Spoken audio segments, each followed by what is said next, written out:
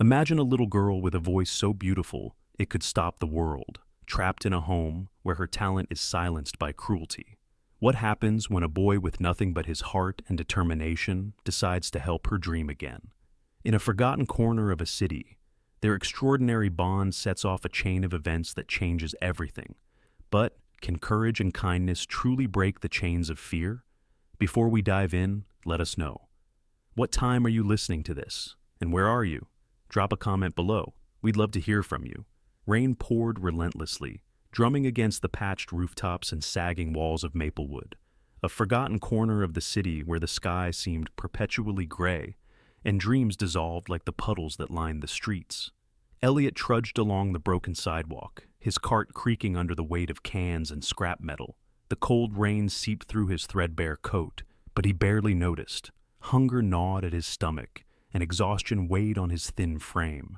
This was just another night, another scavenging trip to keep himself afloat in a world that seemed determined to sink him. But then, through the rhythmic patter of rain, a sound stopped him. A voice. It wasn't like the shouts or laughter that sometimes echoed through Maplewood's narrow alleys. This voice was delicate, haunting, almost fragile. The melody rose and fell, like a faint heartbeat struggling to keep going. It wasn't loud. It didn't need to be. There was a kind of quiet desperation in it that froze Elliot in his tracks. His heart tightened as he looked around, searching for the source of the song. He followed it like a thread, weaving through the shadows until he found himself in front of a dilapidated house. Its walls leaned slightly, as though the years of neglect had made it weary of standing upright. The paint had peeled away in uneven patches, and the front porch sagged under the weight of forgotten memories. Through a cracked window, light flickered dimly, revealing a room within. Elliot crouched beneath the window, his breath misting in the cold night air. He wiped at the glass with his sleeve, his hands trembling slightly from the cold, or maybe it was something else. He squinted into the dim room and saw her, a girl huddled on the floor near the corner of a shabby room. Her arms were wrapped tightly around her knees, her body drawn inward as if trying to make herself invisible.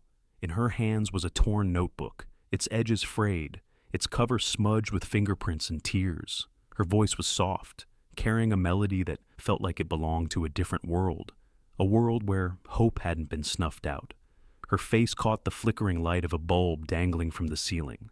Even from a distance, Elliot could see the exhaustion etched into her young features, the kind of tiredness that went far deeper than her years. Her hair hung in unkempt strands around her face, and her lips quivered, though she kept singing. She sang as though it was the only thing she had left, and maybe it was. But then, a loud crash shattered the fragile spell of her melody.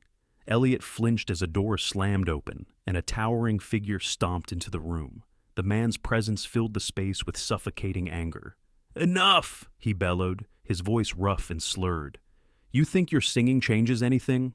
The girl cowered, clutching the notebook tighter to her chest. She didn't respond, her silence as loud as her song had been. The man, Frank, Elliot assumed, stalked toward her, his face twisted in fury. His words came like a hammer, each one designed to break her further.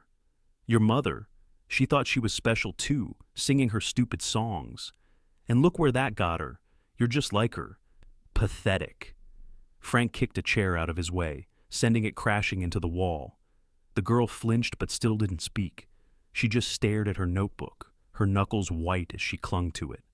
"Not another word from you tonight," Frank growled, jabbing a finger at her before storming out of the room. The door slammed behind him, leaving the girl in a vacuum of silence. Elliot's heart pounded in his chest, his breaths coming in quick, shallow bursts. He clenched his fists, his nails digging into his palms as anger and helplessness collided within him. He had seen pain before. It was everywhere in Maplewood. But this felt different. This wasn't just pain. This was cruelty, the kind that left scars no one could see. His gaze fell back to the girl. She didn't cry, though tears glistened in her eyes. Instead, she opened her notebook and traced her fingers along the smudged lines of an old, worn page. Her lips parted, and softly, so softly it was almost a whisper, she began to hum again. Elliot's throat tightened. Even after everything, she still had her voice. But for how long? He knew he couldn't walk away. not after seeing this. He didn't know her name or her story, but he didn't need to. He saw himself in her.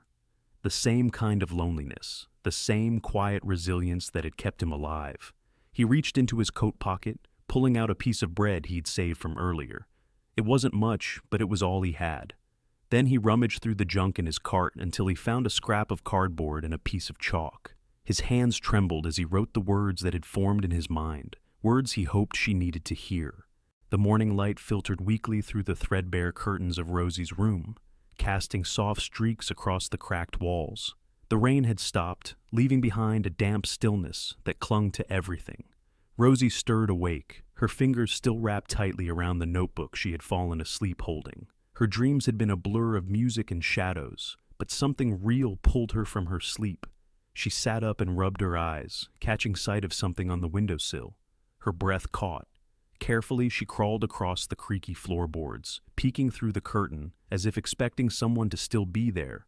The sill held a small, unexpected treasure, a piece of bread, slightly damp from the rain, and a piece of cardboard with words scribbled in chalk. "Don't let the world dim your light." Rosie's hands trembled as she picked up the bread and the note. She read the words over and over, as if trying to memorize them. Someone had seen her. Someone had cared enough to leave this for her. The thought brought an ache to her chest, a mixture of longing and gratitude so deep she didn't know whether to cry or smile. She tore a small piece of bread and popped it into her mouth. It was dry and plain, but it felt like the best meal she'd had in ages. As she chewed, she glanced back at the note, running her fingers along the smudged letters. Who had left this, and why? The door creaked, snapping her out of her thoughts. She shoved the bread and note under her mattress just as Frank barged in. His eyes were bloodshot, his movements heavy and deliberate. He scanned the room, his gaze lingering on her for a moment too long before he grunted and left without a word. Rosie exhaled shakily, relief washing over her. Frank's silence was a rare mercy. Later that day, as she sat by the window, Rosie stared out at the muddy streets, her mind racing. She had to know who had left the note. It wasn't a neighbor. No one in Maplewood had ever shown her kindness before. It had to be someone different, someone like her, a misfit, a dreamer. She clung to that thought as the day dragged on. That night, as the moon hung low and the streets grew quiet, Elliot returned. His cart, now lighter after a day of scavenging, rolled noisily over the cobblestones. He stopped in front of Rosie's house, his heart pounding. He had brought another gift, a tiny flower he had found growing between two slabs of broken concrete. It wasn't much, but it was bright and alive, a small defiance against the gray world they both lived in. He placed the flower on the sill next to a folded scrap of paper. This time, he wrote, "You're not alone." As Elliot turned to leave, the faint sound of movement made him freeze. He turned back slowly, and there she was, Rosie, peeking out from behind the curtain. Their eyes met, and for a moment, neither moved. Elliot's first instinct was to run, but something in her gaze stopped him. It wasn't anger or fear, it was curiosity. Hope, even. "You," she whispered, her voice barely audible over the distant hum of the city. "It was you." Elliot nodded, his throat suddenly dry. He wanted to say something, anything, but words failed him. Rosie opened the window a little wider, the creak breaking the silence. "Why?" she asked. Her voice cracked, and Elliot could see the weight of that single word in her eyes. Why had he noticed her? Why had he cared? Because... Elliot hesitated, his hands clenching and unclenching at his sides. Because no one should feel invisible. Rosie stared at him, her fingers clutching the edge of the window. Slowly, she opened it all the way and gestured for him to come closer. He hesitated, but eventually stepped forward, his feet squelching in the damp earth. "My name's Rosie," she said softly. "Elliot," he replied. His voice was steady, but his heart was racing. For the next few minutes, they talked in quiet tones, afraid of waking the house. Elliot told her about his scavenging, about the mother he had lost to illness when he was just a boy, and how he had learned to fend for himself. Rosie listened intently, her expression softening. She told him about her mother, too, how she used to sing to her every night before bed, how music was their special bond, and how everything had changed when Frank came into their lives. After she died, he just stopped pretending, Rosie whispered, her eyes downcast. He hates my singing. Says it's worthless, like me. Elliot felt a surge of anger rise in his chest. He's wrong, he said firmly. Your voice. It's the most amazing thing I've ever heard. Don't let him take that from you. Rosie's eyes filled with tears, but she didn't let them fall. I don't know how to hold on to it anymore, she admitted. You don't have to do it alone, Elliot said. I'll help you. Over the next few days, Elliot continued to leave small gifts, a pencil stub, a blank sheet of paper, a ribbon he found tangled in the gutter. Rosie kept each one, tucking them into her notebook like treasures. They met whenever they could, speaking in hushed voices and sharing pieces of their lives. But the more Rosie's spirits lifted, the more Frank noticed. He began watching her more closely, his suspicions growing. One evening, he cornered her as she cleaned the kitchen, his eyes narrowing. Where have you been sneaking off to? He demanded. Rosie's heart pounded, but she shook her head. Nowhere, she mumbled. Frank grabbed her wrist, his grip tight and unforgiving. Don't lie to me, he snarled. You think I don't see the changes? You've got something to hide. Rosie bit her lip, refusing to meet his gaze. He finally let her go with a shove, muttering under his breath as he left the room. Rosie sank to the floor, her heart racing. She had to be more careful. If Frank found out about Elliot, she didn't know what he'd do. The sun peeked shyly through gray clouds, its faint warmth offering a reprieve from the relentless rain of the past week.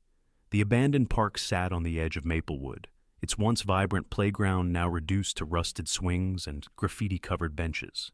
It was a place forgotten by most, but for Elliot and Rosie, it became a refuge.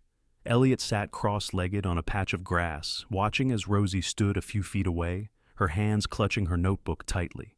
She glanced around nervously, as if expecting Frank to appear out of nowhere. The park was empty save for the two of them, the only sounds coming from chirping birds and the distant hum of cars.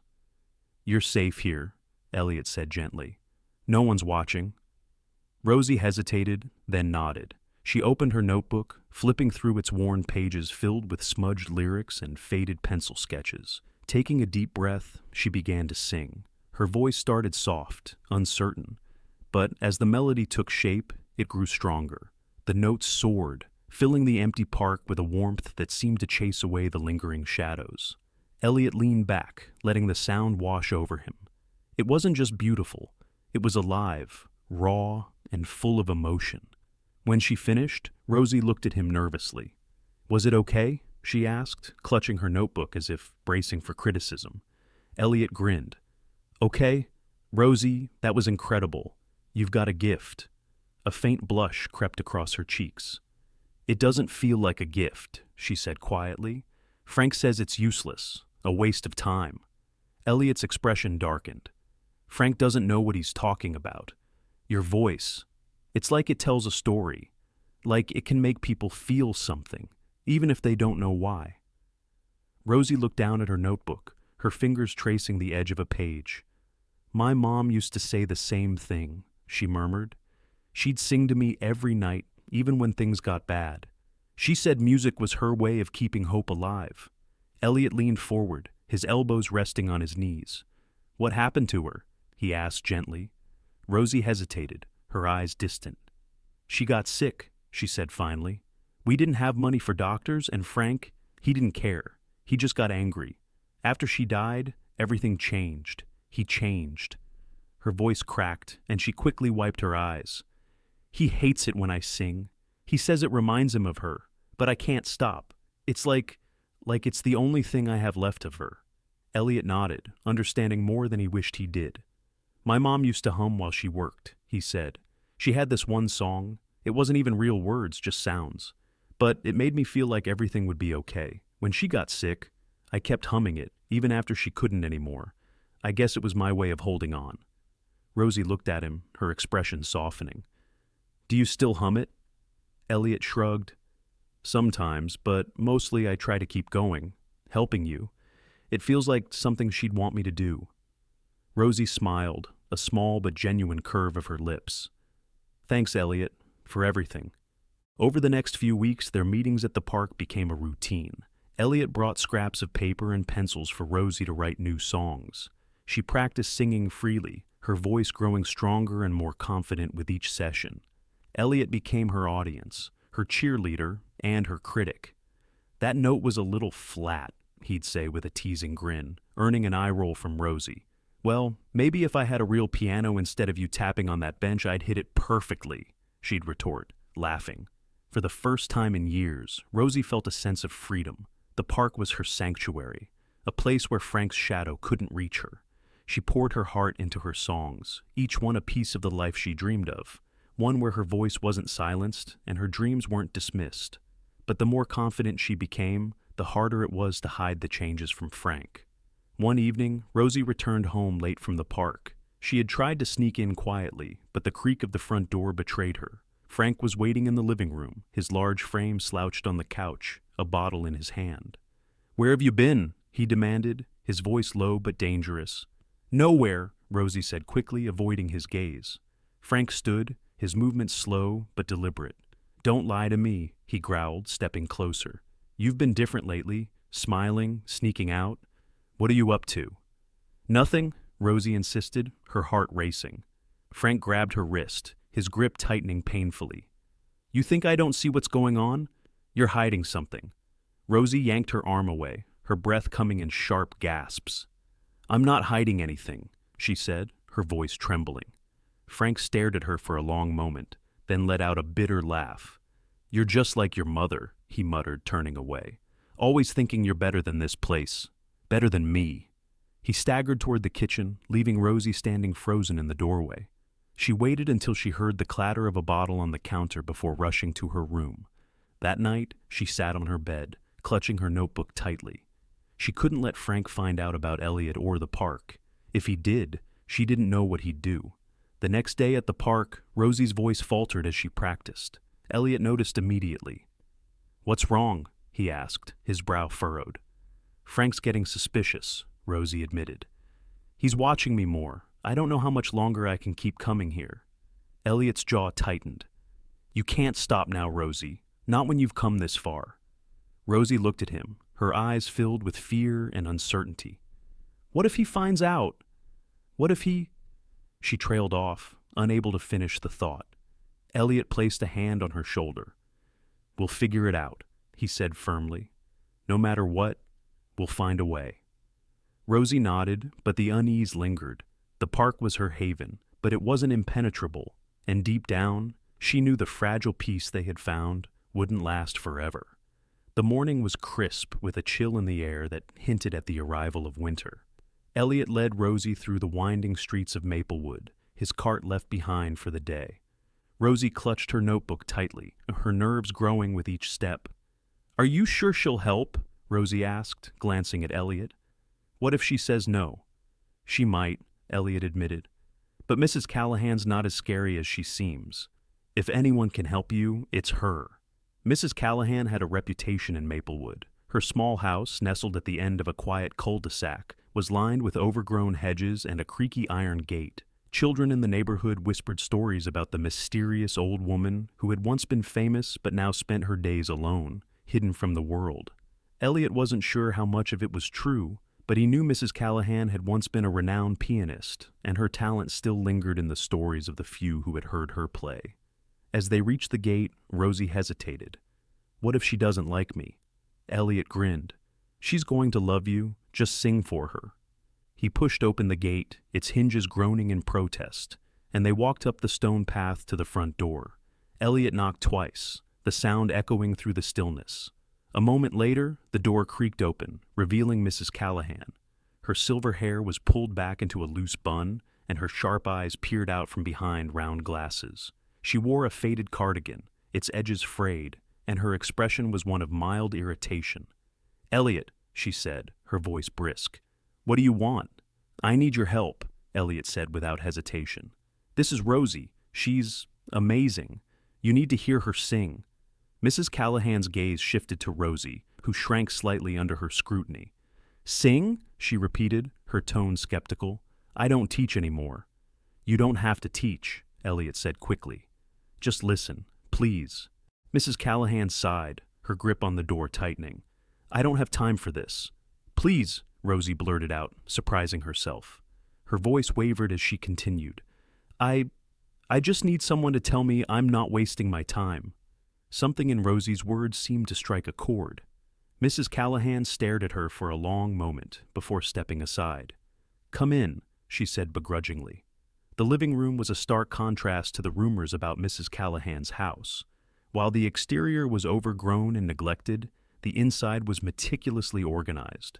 A grand piano sat in the corner, its surface polished to a shine.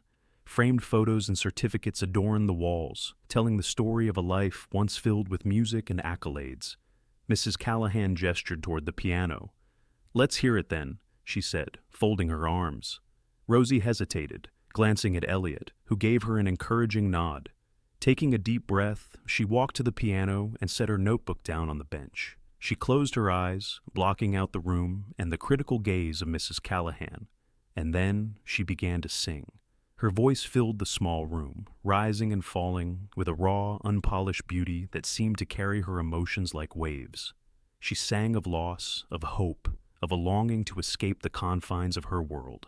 When she finished, the room fell silent. Mrs. Callahan didn't speak at first. She simply stared at Rosie, her expression unreadable. Finally, she let out a soft breath.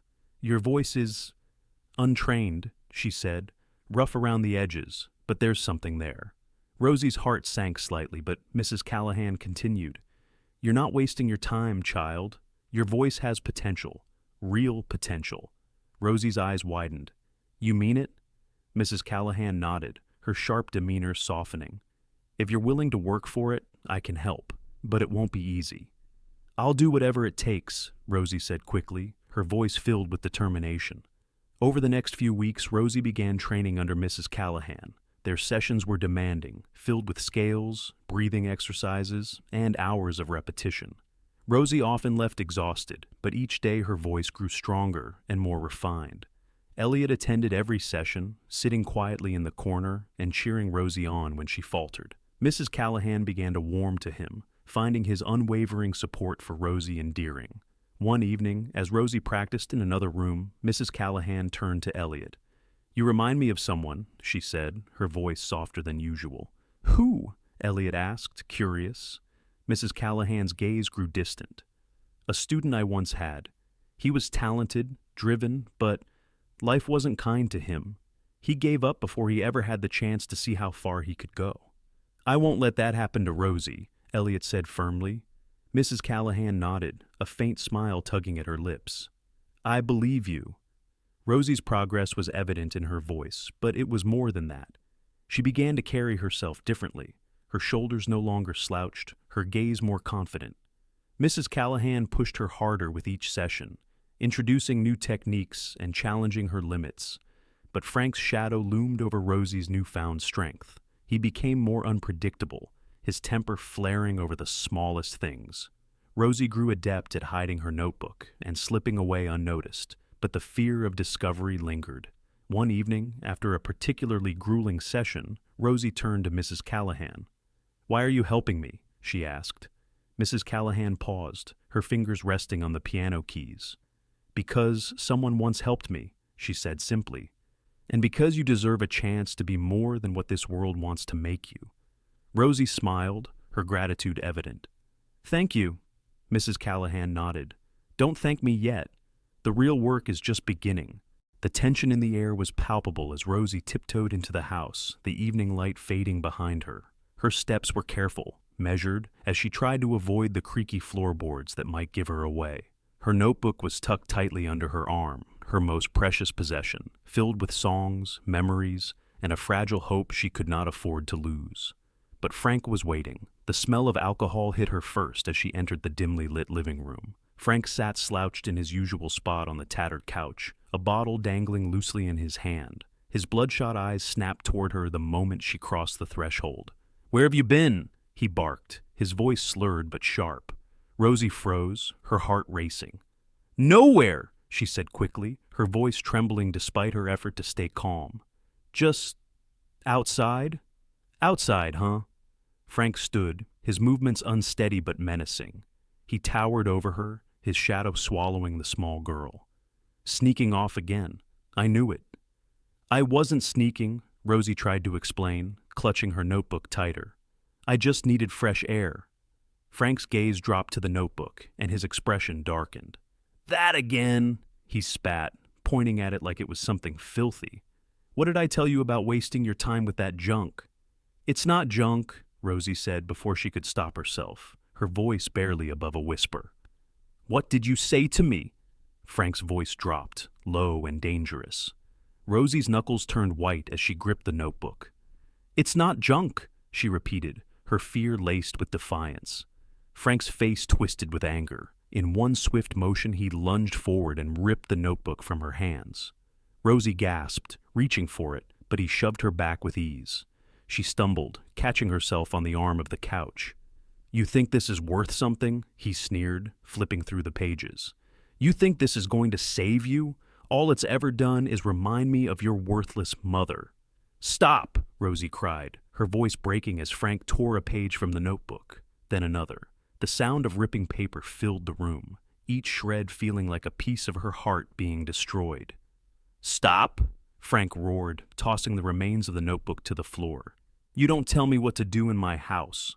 Tears streamed down Rosie's face as she dropped to her knees, trying to gather the torn pages. Frank loomed over her, his shadow suffocating. Get to your room, he growled, and don't even think about leaving again. Next time, you'll regret it. Rosie didn't argue. Clutching the scraps of her notebook, she scrambled to her feet and rushed to her room, slamming the door shut behind her. Her breaths came in ragged gasps as she pressed her back against the door, her body trembling. She slid to the floor, the remains of her notebook crumpled in her hands. That night, the house was silent, save for the faint creak of the floorboards as Frank stumbled drunkenly to bed.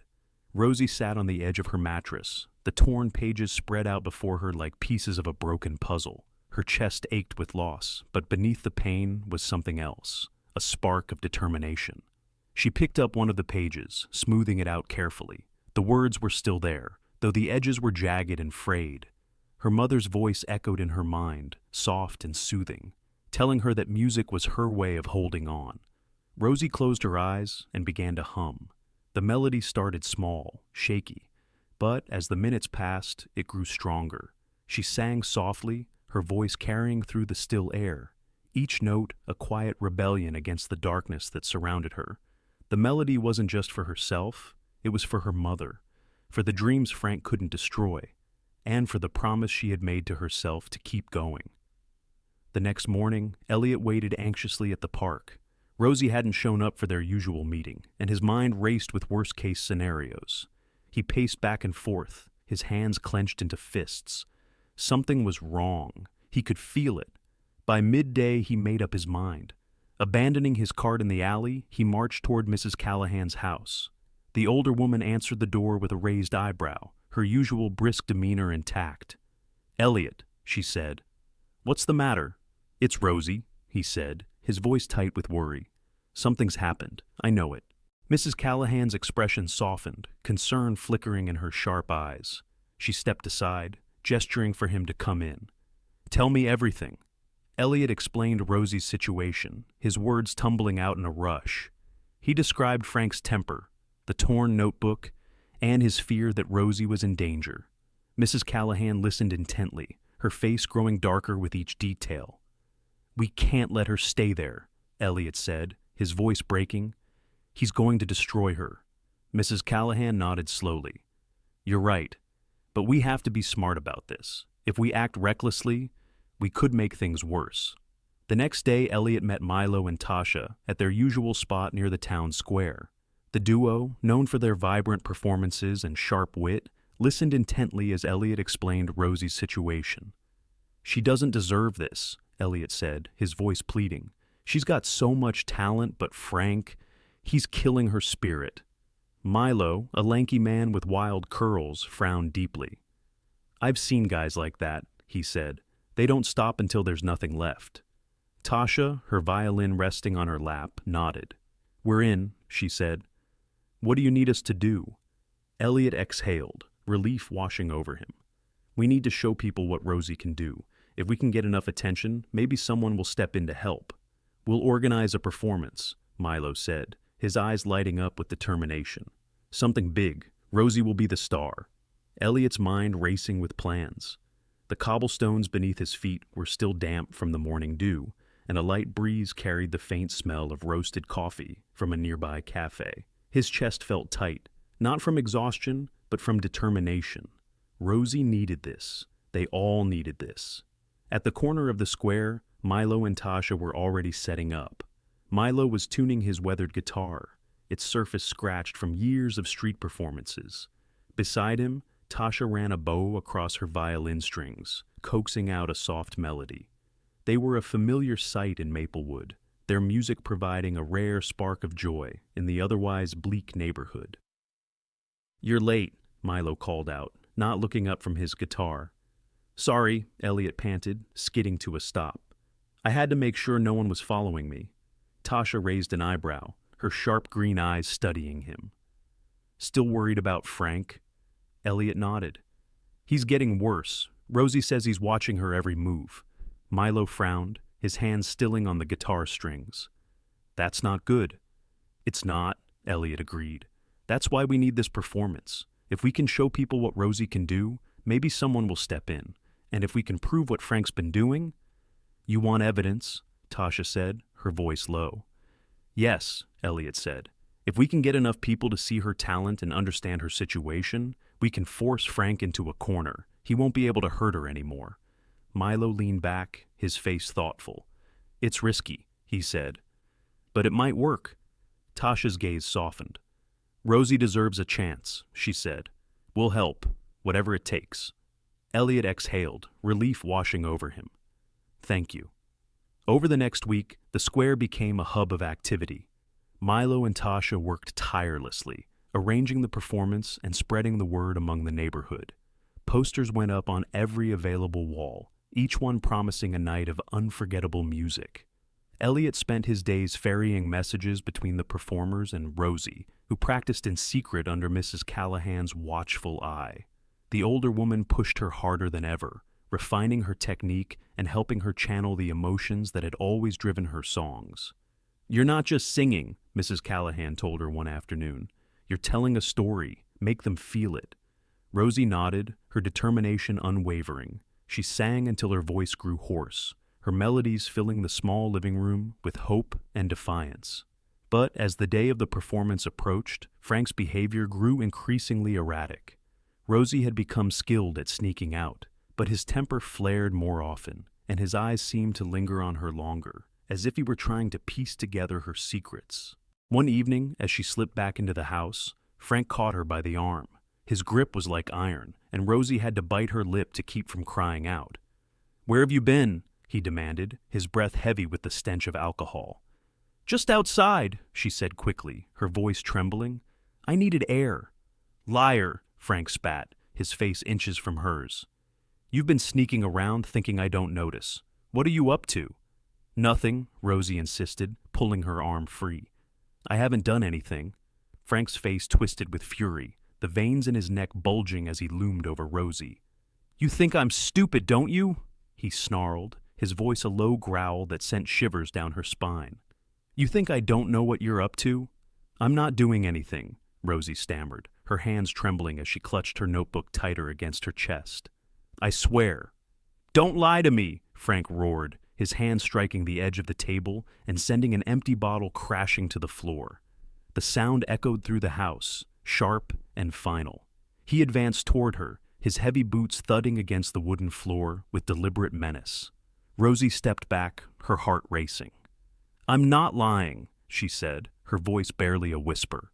Frank's gaze dropped to the notebook in her hands, and his eyes darkened. "That stupid book again," he hissed, his tone dripping with contempt. "You think your little scribbles mean anything? You think singing is going to save you?" Before she could react, Frank snatched the notebook from her hands, his grip so forceful it left her fingers stinging. "No!" Rosie cried, reaching for it, but Frank held it high, just out of her reach. "Let's see what's so important," he sneered, flipping through the pages with mock curiosity. Then, without warning, he tore a page out and crumpled it in his fist. Worthless! He spat, ripping another page and another, each tear like a knife to Rosie's chest. Stop! Rosie sobbed, her voice breaking. Please, stop! Frank's lip curled in disdain as he threw the shredded notebook to the floor. You don't deserve this, he growled. His hand shot out, grabbing her arm with a bruising force. Rosie winced but refused to cry out. You think you can run around behind my back, playing your little games? Not anymore. Dragging her to her room, Frank shoved her inside with a force that made her stumble. He slammed the door behind her and twisted the key in the lock. You want to sing so badly? He shouted through the door, his voice venomous. Then sing to the walls because you're not going anywhere. Rosie pressed her back against the door, her chest heaving as panic gripped her. She heard the jingle of the keys as Frank stormed away, muttering curses under his breath. The sound of his heavy footsteps faded, replaced by the oppressive silence of the locked room. She sank to the floor, her fingers trembling as she gathered the shredded pages of her notebook. Tears blurred her vision, but she refused to let them fall. She cradled the torn paper like it was a lifeline, each piece a fragment of the hope Frank had tried to destroy. Rain poured down in relentless sheets, drenching the streets of Maplewood and turning the cobblestones into slick, glistening mirrors. Elliot pulled his coat tighter around his thin frame, but the chill that gripped him wasn't from the cold. Something was wrong. He could feel it. Rosie hadn't shown up at the park for 2 days. No notes, no messages, just silence. He knew Frank was to blame. The thought of her trapped in that house made his chest tighten with a mix of anger and fear. He pushed his cart to the side of an alley, hiding it beneath a worn tarp. Tonight, he wouldn't be scavenging. Tonight, he had to get Rosie out. Elliot jogged through the rain, his sneakers splashing through puddles as he approached the dilapidated house where Rosie lived. He slowed as he neared the yard, his breath coming in shallow gasps. The windows were dark, save for a faint flicker of light in the living room. Elliot crouched behind the overgrown hedge, peering through the rain-soaked gloom. Inside, he saw Frank slumped on the couch, a half-empty bottle dangling from his hand. He's out cold, Elliot thought, relief mingling with urgency. It was now or never. From his coat pocket, he pulled a small flathead screwdriver he'd found in the junkyard weeks ago. It wasn't much, but it was all he had. He crept around the side of the house, his heart hammering in his chest. The sound of the rain masked his footsteps, but every creak of the wooden porch felt deafening in the quiet night. Reaching Rosie's window, he pressed his face against the glass, cupping his hands to block the rain. Inside, he could just make out her figure, curled up on the floor, her head resting on her knees. She looked so small, so defeated, that Elliot's throat tightened. "Rosie," he whispered, tapping lightly on the glass. "Rosie, it's me." Her head shot up, her wide eyes locking onto his through the rain-streaked window. For a moment she froze, disbelief flickering across her face. Then she scrambled to the window, her hands pressing against the glass. "Elliot," she mouthed, her voice inaudible through the downpour. "What are you doing here?" Elliot pointed to the screwdriver and gestured for her to step back. Her eyes widened in understanding, and she quickly moved away from the window. The lock was old and rusted, and it took Elliot several attempts to wedge the screwdriver into the frame. His hands trembled, slick with rain and nerves, but he gritted his teeth and kept going. Every scrape of the tool against the metal made him flinch, terrified that Frank might wake up. Finally, with a soft click, the lock gave way. Elliot pushed the window open, the wood groaning in protest. Rosie hesitated for a split second before climbing out, her bare feet landing on the wet ground with a soft splash. "Come on," Elliot whispered, grabbing her hand. "We have to go. Now!" Rosie clutched his arm, her breath shaky but determined. The rain soaked through her thin clothes, and she shivered as they crept away from the house. Behind them, Frank remained still, his snores muffled by the storm. They didn't dare look back. The two ran through the rain-soaked streets, their feet splashing through puddles as the wind howled around them. Rosie clutched the torn remains of her notebook against her chest, the precious scraps protected under her shirt. She didn't ask where they were going. She trusted Elliot completely. Finally, after what felt like an eternity, they reached the small, ivy-covered house at the end of the cul-de-sac. Mrs. Callahan's home was a beacon of safety in the storm. Elliot pounded on the door, his fists stinging from the cold. The door creaked open, and Mrs. Callahan stood there, her sharp eyes widening as she took in the sight of the two drenched children on her porch. "What on earth?" she began, but Elliot interrupted her. "She needs help," he said, his voice breathless and pleading. "Frank locked her up. I had to get her out." Mrs. Callahan's expression softened as her gaze shifted to Rosie, who stood trembling and soaked, her face pale but resolute. Without a word, the older woman stepped aside, ushering them in. Inside, the warmth of the living room wrapped around them like a blanket. Mrs. Callahan handed them towels, her lips pressed into a thin line as she watched Rosie carefully. "Sit," she instructed, gesturing to the couch. "Tell me everything." Elliot spoke first, his words tumbling over each other in his rush to explain. He told her about Frank's escalating anger, the destroyed notebook, and the locked door. Rosie sat quietly, her hands clutching the towel in her lap, nodding in agreement at every detail. When Elliot finished, Mrs. Callahan leaned back in her chair, her sharp gaze fixed on Rosie. "You were right to come here," she said finally. "You can't go back to that house. Not now, not ever." "But he'll come looking for her," Elliot said, his voice tight with worry. "We have to stop him." Mrs. Callahan's eyes hardened. "Then we'll make sure he can't. You two rest for now. We'll figure out the next step in the morning." Rosie looked up at her, her voice small but firm. "Thank you," she said, "for helping me." Mrs. Callahan gave a faint smile, her stern demeanor softening. "You're not alone anymore, Rosie," she said. "We'll make sure of that." As the rain continued to fall outside, Rosie felt something she hadn't in years. A flicker of hope, fragile but unyielding. For the first time, she believed that maybe, just maybe, she could have a life beyond the walls of Frank's house.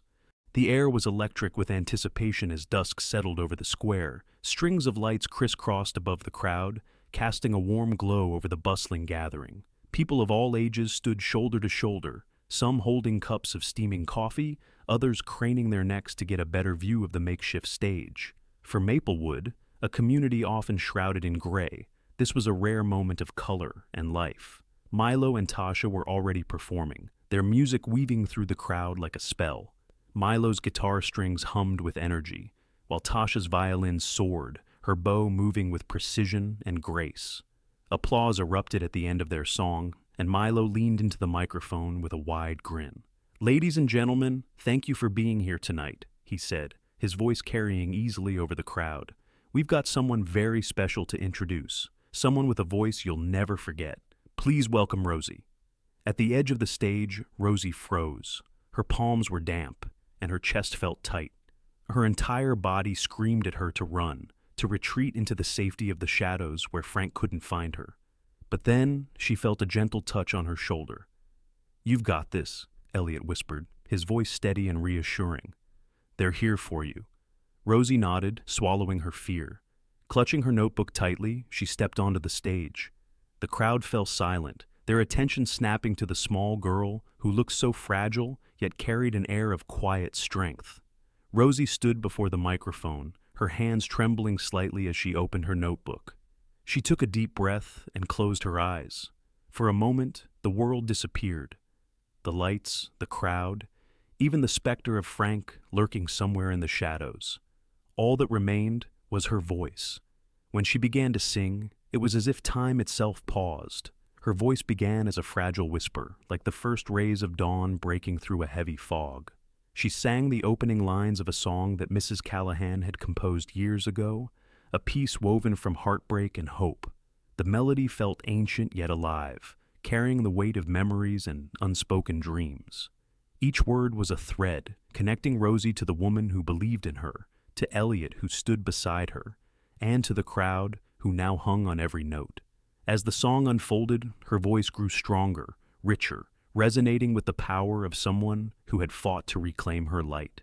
The words spoke of loss, of love left behind, but also of resilience, an unyielding belief that even in darkness, beauty could endure. The melody swelled, like waves crashing against a shore, and Rosie poured her heart into every line, her voice trembling with raw emotion. Elliot watched from the edge of the stage, his fists clenched, his chest tight with pride. He had heard Rosie sing before, but this was different. This was not just a performance. It was a declaration, a refusal to be silenced, a testament to her strength. She wasn't just singing Mrs. Callahan's song, she was living it. The final note hung in the air, a delicate shimmering thread that seemed to stretch into eternity. The square was utterly still, the usual hum of the city muted by the gravity of her voice. For a heartbeat, it was as if the world had paused to listen. And then, like a sudden roar of thunder, the square erupted in applause. Cheers and whistles filled the air, a cacophony of joy and admiration. People wiped tears from their eyes, their hands coming together in a thunderous ovation. Rosie stood frozen for a moment, her cheeks flushed, her chest heaving from the intensity of the performance. Her gaze darted to Elliot, who met her with a grin so wide it could have split the night. He raised a hand in triumph, mouthing the words, "You did it." Rosie's lips curved into a trembling smile. She stepped back from the microphone, her hands shaking as she clutched the edges of her skirt. This wasn't just a song. It was a moment that had changed her. For the first time, she wasn't the girl hiding in the shadows. She was Rosie, standing tall, her voice a beacon that had reached into the hearts of everyone around her. Her blood ran cold. Frank. The crowd parted as he stormed forward, his face twisted with rage. His disheveled appearance and the bottle in his hand made his anger all the more menacing. People murmured, some stepping back as he barreled through, his eyes locked on Rosie. "What the hell do you think you're doing up there?" Frank snarled, climbing onto the stage. He grabbed her arm, yanking her away from the microphone. "Get down, now!" Rosie winced but didn't cry out. Her fear was palpable, but she refused to let it break her. "I'm singing," she said, her voice trembling but defiant. "I'm not going with you." The crowd murmured louder, their whispers turning to shouts of disapproval. "Leave her alone!" someone called. "Let her sing!" Elliot was already moving, pushing his way onto the stage. He stepped between Frank and Rosie, his small frame dwarfed by the larger man. "Leave her alone, Frank," Elliot said, his voice steady despite the pounding of his heart. Frank's eyes narrowed. "Stay out of this, kid. She's my daughter, and I'll handle her how I see fit." "She's not your property," Elliot shot back, "and she's not going anywhere with you." The crowd's support grew louder, emboldened by Elliot's courage. Milo and Tasha joined him on stage, their presence a silent but powerful statement of solidarity. Frank looked around, his anger faltering as he realized the crowd was no longer on his side. The murmurs had grown into chants of, "Let her sing!" and "Leave her be." His grip on Rosie's arm loosened, and she stepped back, standing tall beside Elliot. "You don't control me anymore," Rosie said, her voice clear and strong. "I'm not afraid of you." Frank's face twisted with fury, but he could do nothing against the weight of the crowd's disapproval. With a growl of frustration, he stumbled off the stage and disappeared into the night, his shouts fading as he retreated. The square erupted into cheers, the noise drowning out the echoes of Frank's departure. Rosie stood frozen for a moment, the adrenaline coursing through her veins. Then, slowly, she stepped back to the microphone. The crowd fell silent once more as she began to sing again. This time, her voice was stronger, steadier, filled with the defiance and hope that had carried her through her darkest moments. She sang for herself, for Elliot, for everyone who had ever felt silenced. When the final note faded, the applause was deafening. People stood, clapping and cheering, some with tears streaming down their faces. Rosie's heart swelled with emotion as she bowed, her cheeks flushed, but her eyes shining with triumph. Elliot stepped onto the stage and joined her, his grin wide and proud. "You were amazing," he said, his voice barely audible over the cheers. Rosie looked at him, her smile soft but full of gratitude. "We were amazing." For the first time in what felt like forever, she believed in herself. And as the crowd continued to cheer, she knew this was only the beginning. The morning after the performance, Maplewood was abuzz with talk of Rosie's breathtaking song and the dramatic confrontation with Frank. In small clusters at cafes, outside corner stores, and along the streets, people shared their outrage at Frank's behavior and admiration for Rosie's courage. For once, the community seemed united in its determination to protect one of their own. Inside Mrs. Callahan's home, The atmosphere was far from celebratory. Rosie sat curled on the edge of the couch, her eyes fixed on the torn pages of her notebook that she had carefully pieced together. Elliot sat cross-legged on the floor beside her, a protective presence. Mrs. Callahan moved with purpose, her silver hair pulled back tightly as she sorted through a stack of papers on the dining table. "We're doing this today," Mrs. Callahan announced, her voice firm and resolute. Rosie looked up, her brow furrowing. "Doing what?" Mrs. Callahan placed a hand on Rosie's shoulder, her stern expression softening. "We're going to the authorities, Rosie. What happened last night? What he's done to you? It has to end." Rosie's stomach churned. The memory of Frank's enraged face as he dragged her off the stage was still fresh in her mind, but so was the feeling of the crowd rallying behind her. She glanced at Elliot, who nodded encouragingly. "He can't keep hurting you," Elliot said. "You deserve better." Rosie hesitated, her fingers gripping the edges of her notebook. "But what if they don't believe us? What if he gets away with it?" Mrs. Callahan knelt in front of her, her sharp eyes locking onto Rosie's. "I've seen men like Frank before. They thrive on fear, on the idea that no one will stand against them. But we're standing against him now. You're not alone in this." Later that morning, they arrived at the Maplewood Police Department, a squat brick building that seemed as worn as the town itself. Rosie clutched Elliot's hand tightly as they entered, her heart pounding in her chest. Mrs. Callahan led the way, her stride confident and unyielding. At the front desk, a kind-eyed officer named Detective Harris listened intently as Mrs. Callahan laid out the situation. She spoke with precision, detailing the abuse Rosie had endured, the public outburst at the performance, and the community's growing concerns. "You can ask anyone who was there last night," Mrs. Callahan said. "There are witnesses who saw everything. Frank Monroe has been a danger to this girl for far too long." Detective Harris looked at Rosie, his voice gentle. "Is this true, Rosie? Has he hurt you?" Rosie hesitated, her throat tightening. For years, she had been taught to keep quiet, to endure. But something about the detective's tone, the steady presence of Mrs. Callahan and Elliot beside her, gave her courage. She nodded. "Yes," she said, her voice trembling. He's hurt me. A lot." Elliot stepped forward. "I've seen the bruises," he added, his voice steady. "And I've seen what he does to her. He's dangerous." Milo and Tasha arrived shortly after, having promised to provide their accounts as witnesses. Together, they painted a damning picture of Frank's behavior, from his public rage to his control over Rosie's every move. Detective Harris took notes, his expression grim. "This is serious," he said finally. "We'll investigate immediately." By the end of the day, Frank was in custody. When the officers arrived at his home, he had been belligerent, but the overwhelming evidence against him left little room for argument. Neighbors watched from their porches as Frank was led away, his shouts echoing down the street. Inside Mrs. Callahan's home, the news brought a mixture of relief and uncertainty. Rosie sat on the couch, her hands clasped tightly in her lap.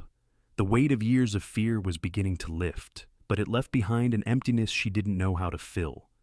"I don't know how to feel," she admitted quietly. "He's gone, but he was the only family I had left." Elliot frowned, leaning forward. "He wasn't family, Rosie. Not really. Family is supposed to care about you, not hurt you." Mrs. Callahan sat beside her, her hand resting gently on Rosie's. "It's normal to feel conflicted," she said. "Even when someone hurts us, losing them can still leave a void. But you're not alone anymore. You have us." Rosie looked at Mrs. Callahan, her eyes brimming with tears. "Why are you doing this for me? You don't have to." Mrs. Callahan's expression softened, her voice tinged with emotion. "Because someone once gave me a chance when I needed it most. I'm just passing that kindness along. And because I believe in you, Rosie, your voice, your strength, you have a future ahead of you, one that's brighter than you can imagine." In the weeks that followed, Mrs. Callahan became Rosie's legal guardian. The process was swift, thanks to the overwhelming evidence against Frank and the community's support. For the first time in years, Rosie had a safe, stable home where she could focus on her dreams. Her days were filled with music, her voice growing stronger with each practice session.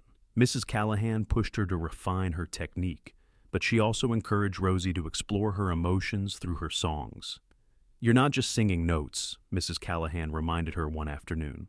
"You're telling your story. Let them hear it." Rosie nodded, her confidence growing with each passing day. But there were moments of doubt, of sadness that crept in when she least expected it. She shared these feelings with Elliot, who listened without judgment. "Sometimes I feel like it's my fault," Rosie admitted one evening. They were sitting in Mrs. Callahan's garden, the air cool and fragrant with the scent of blooming flowers. "Like I should have done more to stop him, or maybe I shouldn't have sung at all." "Don't say that," Elliot said firmly. "None of this is your fault, Rosie. You didn't deserve what he did to you. And your singing. That's your gift. It's what makes you. You. Don't ever let anyone take that away." Rosie looked at him, her eyes glistening with tears. "Thank you, Elliot. For everything." As the weeks turned into months, Rosie began to heal. Her songs reflected her journey, capturing the pain she had endured and the hope she now embraced. Mrs. Callahan and Elliot stood by her every step of the way, their unwavering support helping her find strength she hadn't known she possessed. One evening, as she sat at the piano with Mrs. Callahan, Rosie played a familiar melody, the song she had sung at the performance. She looked up at the older woman, her voice steady as she spoke. "Thank you for believing in me," she said. "I wouldn't be here without you." Mrs. Callahan smiled, her eyes misty. "You're the one who made it here, Rosie. I just helped you see what was already inside you." Rosie smiled, her heart full. For the first time in years, she felt free, and she was ready to face whatever came next. The warm glow of the afternoon sun filtered through the windows of Mrs. Callahan's living room, casting soft patterns on the polished wooden floor. Rosie sat at the piano, her fingers gliding across the keys as she practiced one of Mrs. Callahan's original compositions. Her voice followed the melody, rich and full of newfound confidence. "Again," Mrs. Callahan said from her chair nearby, her tone gentle but firm.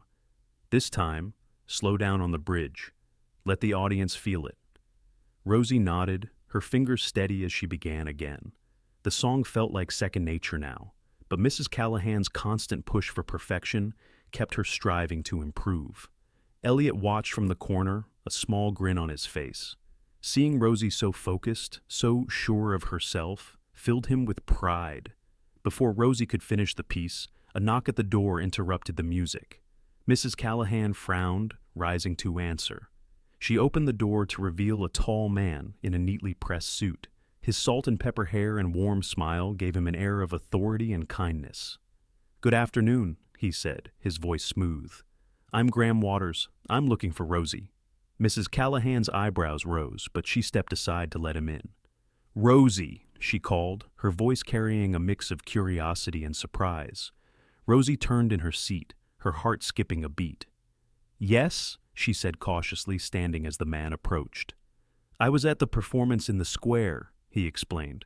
"Your voice, it's extraordinary. I've been in the music business for a long time, and talent like yours is rare." Rosie's cheeks flushed, and she exchanged a nervous glance with Elliot. "Thank you," she said softly. Mr. Graham smiled. "I'm here because I believe you have the potential to do something remarkable with that talent. There's a prestigious music academy in the city, and I'd like to recommend you for an audition." The room fell silent. Rosie stared at him, her mind racing. An audition? At a music academy? It felt like a dream, one she wasn't sure she deserved. Mrs. Callahan was the first to speak. "That's a generous offer," she said, her tone measured. "What does the audition entail?" Mr. Graham handed her a folder. "All the details are in here. The audition is in 3 weeks, and she'll need to prepare 2 pieces, one classical and one contemporary. I can assist with arrangements if needed." Rosie's hands trembled as she took the folder. "Why me?" she asked. "There are so many other singers out there." Mr. Graham's gaze softened. "Because your voice isn't just beautiful, it's honest. You don't just sing, you tell a story. That's something you can't teach." The next few weeks were a whirlwind of preparation. Rosie threw herself into practice, spending hours at the piano with Mrs. Callahan and Elliot by her side. The classical piece was a challenge, requiring precision and control, but Mrs. Callahan's guidance helped Rosie master it step by step. The contemporary song was her own creation, a heartfelt melody born from her struggles and triumphs. "You're not just performing," Mrs. Callahan reminded her one afternoon. "You're showing them who you are. Let them see your soul." Rosie nodded, the weight of the opportunity pressing heavily on her shoulders. But she welcomed it. This was her chance to prove to herself, and to the world, that she was more than the girl Frank had tried to silence. Meanwhile, Milo and Tasha took charge of organizing a final street performance to raise funds for Rosie's travel expenses. Posters went up around Maplewood, advertising the event as a celebration of Rosie's talent and a farewell to a beloved voice. The performance night arrived quickly, and the square was once again filled with people. The atmosphere was festive, with strings of lights hanging above and the smell of food wafting from nearby stalls. Milo strummed his guitar, Tasha played her violin, and Rosie took the stage one last time. Her voice soared, carrying the crowd through a journey of emotion. She sang of dreams and determination, of finding light in the darkest places. By the time she finished, there wasn't a dry eye in the audience. The crowd erupted in applause, their cheers echoing into the night. After the performance, people lined up to donate, dropping bills and coins into a large jar set up by Milo. By the end of the night, they had raised enough to cover Rosie's travel and audition fees. As the day of her departure approached, Rosie began to grapple with the bittersweet reality of leaving Maplewood. She stood in the garden behind Mrs. Callahan's house one evening, the fading sunlight casting a golden glow on the flowers. Elliot joined her, his hands shoved into his pockets. "You're going to be amazing," he said, breaking the silence. Rosie smiled faintly. "What if I'm not? What if I get there and they realize I'm just ordinary?" Elliot shook his head. "You're not ordinary, Rosie. You never have been. And you're not going to be alone. You've got everything you've learned from Mrs. Callahan, and you've got everyone here cheering for you." Rosie's eyes glistened with tears. "I'm going to miss this place," she admitted. "And you." Elliot gave her a lopsided grin. "I'll miss you too. But this is your dream, and if anyone can make it come true, it's you." The next morning, the entire community gathered to see Rosie off. Mrs. Callahan hugged her tightly, whispering words of encouragement in her ear. Milo and Tasha handed her a small journal, its pages blank, with a note that read, "Fill this with new songs." Elliot was the last to say goodbye. He handed her a small charm, a star-shaped pendant on a thin chain. "To remind you of where you come from," he said. Rosie's voice wavered as she replied, "Thank you for everything." As the bus pulled away, Rosie looked out the window at the faces of the people who had believed in her when she couldn't believe in herself. Her heart ached, but it was also filled with hope. This was her chance to chase her dream, and she wasn't going to let it slip away. The air inside the auditorium was heavy with anticipation. Rosie sat in the waiting area, surrounded by other hopeful singers, each clutching their sheet music or nervously humming under their breath. The polished floors reflected the soft light above, and the grand stage beyond the curtain loomed like a distant dream. This was the moment Rosie had worked so hard for, the culmination of weeks of preparation, years of struggle, and a lifetime of longing. Her name was called, jolting her from her thoughts. Clutching her notebook and a folded piece of sheet music, she rose to her feet. The walk to the stage felt endless, her heart pounding with each step. The theater was vast, its rows of empty seats creating a quiet intimacy that only heightened her nerves. At the center of it all sat the judges, their faces calm but expectant. "Rosie Monroe," one of them said, glancing at her paperwork. "Please begin whenever you're ready." Rosie nodded, stepping up to the piano that gleamed under the spotlight. Her fingers brushed the keys lightly as she took a deep breath, grounding herself. She glanced at her notebook, the very one that Frank had once torn apart, but which now symbolized her resilience. Inside were not just songs, but the pieces of her story. She began to play. The first notes of her classical piece filled the room, soft but steady.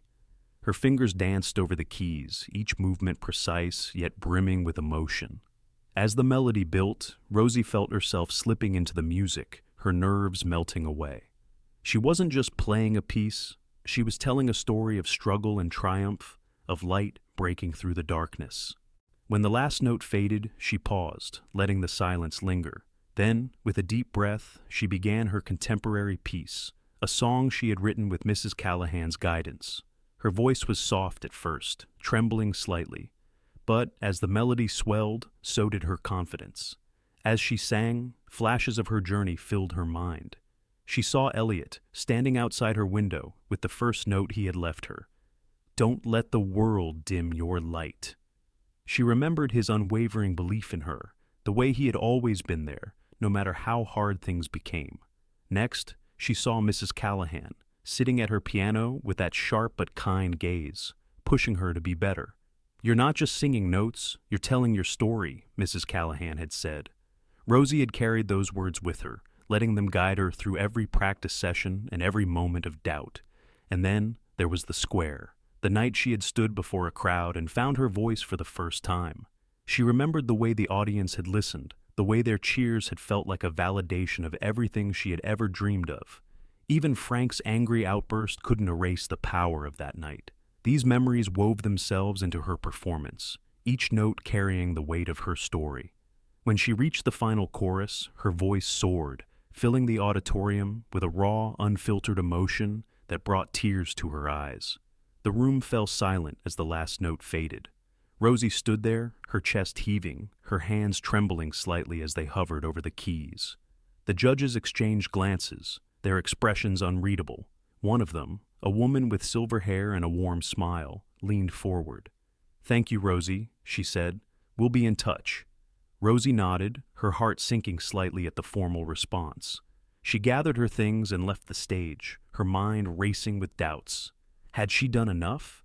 Had they felt what she was trying to convey? The days that followed were agonizing. Rosie stayed in the city, waiting for the Academy's decision. She spent her time writing in the journal Milo and Tasha had given her, filling its pages with songs and reflections.